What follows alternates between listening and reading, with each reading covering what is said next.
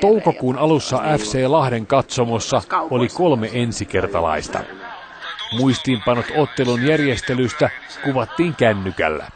Kyse on ammattikorkeakoulun opiskelijoiden tehtävästä, jossa selvitettiin jalkapalloottelua asiakkaan silmin.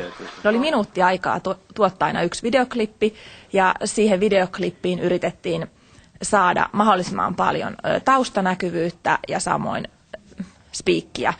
Ja myös sitä, että jätettiin tavallaan kuulijalle ja katsojalle omaa pohdinnan varaa. Videopätkät löytyvät myös verkosta. Siellä muut opiskelijat voivat kommentoida tehtyjä havaintoja.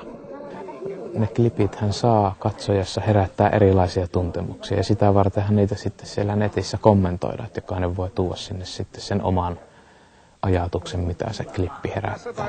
Työpaja on nimetty palvelumuotoilun taskukouluksi. Siinä opiskelijat perehtyvät palvelukokonaisuuksien suunnitteluun. Asiakkaaksi tekeytyminen voi olla opettavaa. Opiskelijat todella ikään kuin joutuvat laittaa itsensä likoon. Joutuvat käyttämään sitä orastavaa ammattitaitoa jo oikeasti tuolla kentällä.